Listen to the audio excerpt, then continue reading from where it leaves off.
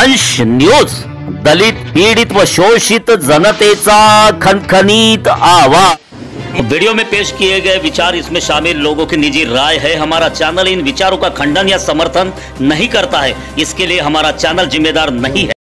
चला जाऊ दे, शेतकऱ्याचा हा आक्रोश आपण जरा बाजूला करू। मी या सरकारने जाहीर केलेल्या पॅकेजचं समर्थन करायला तयार आहे, पण माझी एक अट आहे, बघा तुम्हाला पटते का?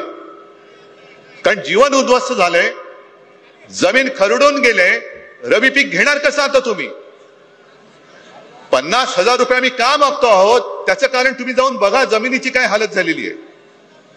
पण एका अटीवरती मी समर्थन करायला तयार आहे, कारण मुख्यमंत्री जे बोललेत की खरडून गेलेल्या जमिनीला पर हेक्टरी आम्ही मनरेगातनं किती देणार? 3 लाख 3.5 लाख। मग मी मुख्यमंत्र्यांना तुमच्या वतीने आव्हान देतो आहे की दिवाळी पूर्वी त्या 3 लाखातले 1 लाख माझ्या शेतकऱ्याच्या खात्यात टाकाच। आहे बरोबर आहे माझं म्हणणं?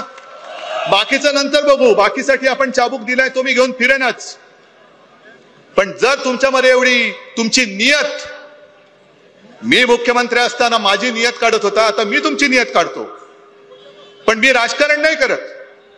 जो एक आपला शेतकरी दादा त्यांनी मदतीसाठी विचारलं तर त्याला हे सांगतात, हे बाबा राजकारण करू नको।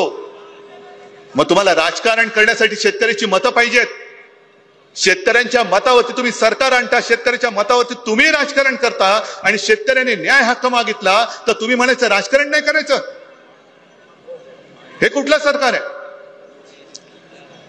एक तर 3.5 लाख रुपये तुम्ही मनरेगातनं कसे देणार? कसे द्यायचे तसे द्या, देऊन दाखवाच, पण 1 लाख रुपये दिवाळी पूर्वी माझ्या शेतकऱ्याच्या अकाउंट मध्ये पहिले टाका। व्हिडिओ जास्तीत जास्त लाईक करा, शेअर करा आणि आमचे YouTube चॅनल सबस्क्राईब करा।